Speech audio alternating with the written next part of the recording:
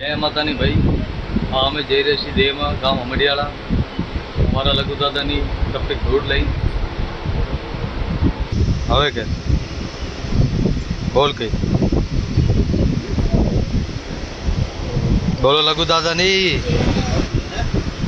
બોલો ભાઈ કઈ બોલો બંસી દાદાની જય દાદાની જય.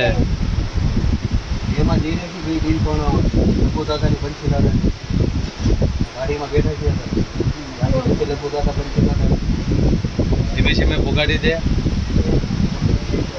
હા જો